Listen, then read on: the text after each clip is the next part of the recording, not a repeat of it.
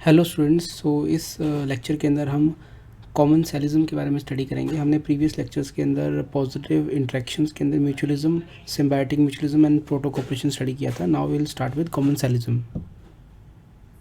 देखिए, कॉमनसेलिज्म को हम पॉजिटिव न्यूट्रल इंटरेक्शन भी कहते हैं, साथ ही साथ इसको हम प्लस ज़ीरो कहते हैं। पॉजिटिव प्लस न्यूट्रल मतलब ज़ीरो। देख लीजिए, दो स्पीशीज़ हैं ए और बी। इन दोनों में जब इंटरेक्शन होती है, ए को तो फ़ायदा होता है और बी के ऊपर कोई भी इफ़ेक्ट नहीं आता, ना पॉजिटिव या ना फिर नेगेटिव। बी को घंटा फ़र्क नहीं पड़ता ए के ऊपर क्या हो रहा है, बी के ऊपर न्यूट्रल रहता है, B has no effects. A के ऊपर लेकिन पॉजिटिव इफ़ेक्ट होता है। Therefore one species is remaining neutral and the another species is getting the benefit. So this is commensalism. Therefore, in this interaction, one species gets the benefit and the other remains neutral. किसी भी गाड़ी के अंदर एक तो आगे जाने के लिए फॉरवर्ड गियर्स होते हैं, 1 2 3 4 या 5 होते हैं। पीछे जाने के लिए रिवर्स गियर होता है और एक होता है न्यूट्रल गियर। न्यूट्रल गियर के अंदर ना गाड़ी आगे जाएगी ना पीछे जाएगी, जो वहाँ पर है, जहाँ पर है वहीं पे खड़ी रहेगी, मतलब उसके ऊपर कोई इम्पैक्ट नहीं आएगा। इसका सबसे बेस्ट एग्जांपल है एपीफाइट्स। जो एपीफाइट्स हैं वो मेनली इक्वेटोरियल रीजन के अंदर पाए जाते हैं। चलिए देखते हैं एपीफाइट्स क्या होते हैं। एपीफाइट्स ऐसी स्पीशीज़ होते हैं जो कि किसी और प्लांट या ट्री के ऊपर बर्ड पे सपोर्ट लेते हैं। So in this diagram, this is a very big tree, this is a large vascular plant. Vascular plant वो होता है जिसके अंदर जो जाइलम और फोलियम है वो वेल डेवलप होता है। I will explain this just in a few seconds. But epiphyte जो होता है वो इस बड़े प्लांट पर यहाँ पर बर्ड के रूप में सपोर्ट ले लेगा। Therefore, a bird will arise on this tree. This bird will not act as a parasite. It will not take any nutrients from this vascular tree. इस vascular tree से किसी भी तरह का कोई न्यूट्रेंट नहीं लेगा, सिर्फ और सिर्फ ये इस पे फिजिकल सपोर्ट ले रहा है। The bird is taking only physical support. ये जो बर्ड है ये अपना खाना खुद प्रिपेयर करेगा, सनलाइट से अपना फूड प्रिपेयर करेगा through the process of photosynthesis. ये जो बर्ड है जब ये सफिशिएंटली ग्रो कर जाएगा तो ये अब ग्राउंड में आके मिल जाएगा और यहाँ पे इसकी रूट्स बन जाएंगी। So these are the roots. और फिर ये इंडिपेंडेंट ट्री बन जाएगा अपने आप में। And this is nothing but epiphyte. These epiphytes take support as a bud on other big trees, vascular trees, and then grow into an independent plant or trees themselves. Therefore, epiphytes these grow on the stem of the other plants. हम India में जो बैंयन tree देखते हैं that is nothing but an example of epiphyte only. अब देखिए, जब ये बड इस वेस्कुलर ट्री के ऊपर ग्रो कर रही थी तो पॉजिटिव बेनिफिट किसको मिल रहा था? Positive benefit was being derived by the bud itself, क्योंकि बड को सपोर्ट मिला था इस ट्री का। That's why bud is getting positively affected. जो ये वेस्कुलर ट्री है this is affected neither positively nor negatively. इसके ऊपर तो ज़ीरो इम्पैक्ट आया। ये जो बर्ड्स हैं, these birds are also known as propagules. So propagules are these are the vegetative structures और द बर्ड्स जो कि प्लांट से बाद में फ्यूचर में डिटैच हो जाएगा and it will form a new plant itself. Now let me tell you what are vascular trees. मैंने बताया था कि वेस्कुलर ट्रीज़ वो ट्रीज़ होते हैं जहाँ पे जाइलम और फोइलम, जो ये सिस्टम है जाइलम एंड फोइलम का, वो वेल डेवलप्ड होता है। देखिए, जाइलम जो है वो वैसा स्ट्रक्चर होता है जो कि रूट्स में, प्लांट के रूट्स में उसके पास पानी होता है और मिनरल्स होता है। तो जाइलम जो स्ट्रक्चर है वो इस वाटर और डिजॉल्व मिनरल्स को रूट से लीव्स की तरफ लेके जाता है, roots to leaves. So this is the xylem structure. इसी तरह जो प्लांट की लीव्स हैं वो फोटोसिंथेसिस करती हैं और सनलाइट को फूड में कन्वर्ट करती हैं, और वो जो फूड है उस फूड को नीचे रूट्स तक भी पहुंचाना होता है। तो ये काम जो है फ्लोएम करता है, जो लीव से रूट्स तक फूड को लेके जाना, that thing is done by the phloem.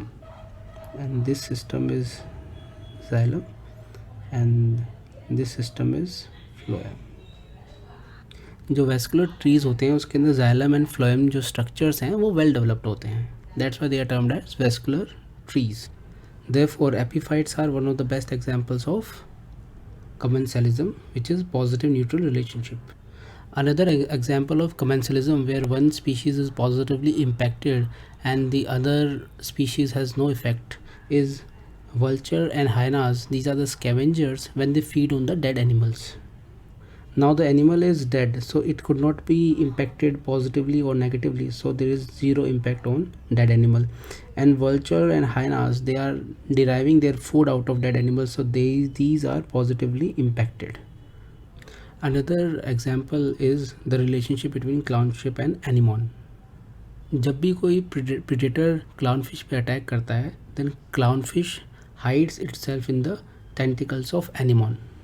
ये जो टेंटिकल्स होते हैं एनिमोन के, these act as stings for the predators.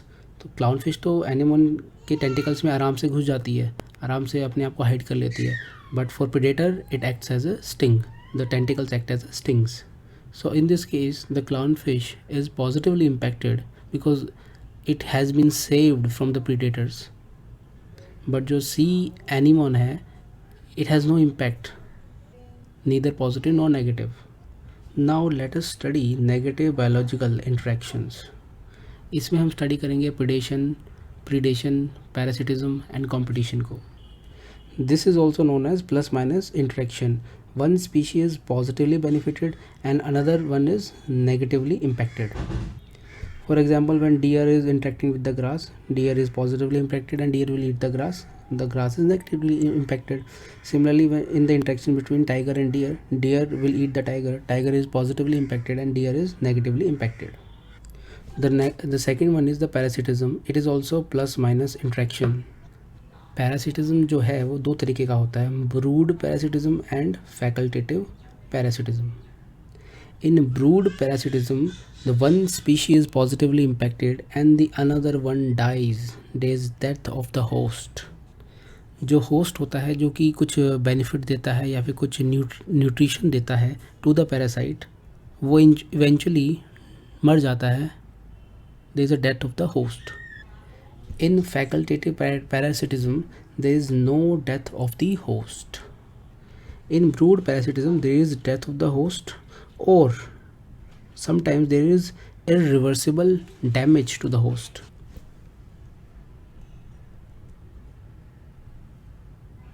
इसमें चलिए कुकू एंड काउबर्ड का एग्जाम्पल लेते हैं. In this, cuckoo will be laying its eggs in the nest of cowbird. चलिए ये मैंने आपके सामने एक सुंदर सा डायग्राम बनाया है. This is the nest of a cowbird. So this is cowbird, this is the nest. और यहाँ पर मान लीजिए काउबर्ड ने 3 अपने अंडे एग्स लेकर रखे हैं. Now without the knowledge of this cowbird, cuckoo will come and when it comes it lays its own eggs. Therefore this cuckoo will come and it will lay its own egg. So this is the egg of the cuckoo. Now the color of the egg is the same, so this cowbird, it could not identify the egg of the cuckoo. It thinks that these all are her own egg. Therefore in this example, cuckoo has mimicked the eggs of the cowbird, and this is nothing but egg mimicry. Therefore without the knowledge of egg mimicry, this cowbird will keep on raising the eggs. और जैसे ही कुकू वाले egg से Kuku offspring बाहर आएगा, it will then try to kill other siblings of the which are come out of the eggs. Therefore this new bird will destroy 1, 2, 3 all the 3 eggs of the crow bird. And crow bird को तो पता ही नहीं है कि ये जो bird है, जो कुकू बर्ड है, ये कुकू का है. ये काउबर्ड तो उसको अपना ही बच्चा समझ के मानती है और उसको it will keep on feeding this bird. Therefore cowbird को पता ही नहीं चलता कि भाई कुकू ने अपने अंडे उसके घोंसले में रख दिए हैं, और जो कुकू का जो नया बच्चा होता है, ऑफस्प्रिंग होता है, it kills cowbird's offspring. Brood parasitism में एक नया हाइपोथेसिस भी है, that is mafia hypothesis. According to Mafia hypothesis, it says that even if the cowbird identifies that the egg is not her and it is the egg of the cuckoo.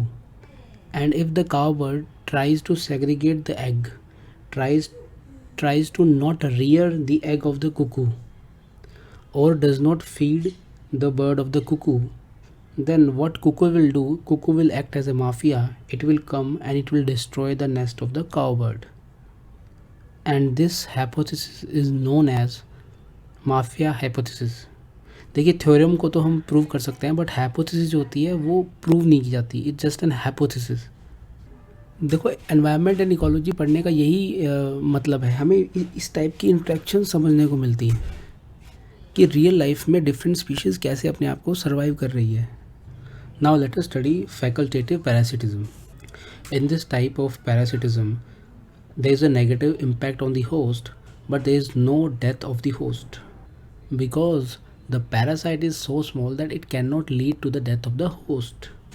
For example, lice, ticks or leeches जो होते हैं, they act as a parasite but they are not able to kill the host. जो leeches होते हैं, they suck the blood of the animals but they do not lead to the death of the animal. Similarly, lice and ticks also consume the blood of the animal, but they do not lead to the death of the animal. Although they may cause certain type of diseases, rashes, etc. to the animal, but it certainly does not lead to the death of the host. Therefore, in facultative parasitism, there is no death of the host or there is no irreversible damage to the host. So this was all about today's lecture. अगर आपको ये lecture पसंद आया तो ज़रूर comment box में comment लिख के बताइएगा. It will motivate me to make further lectures. Thank you so much and have a great learning.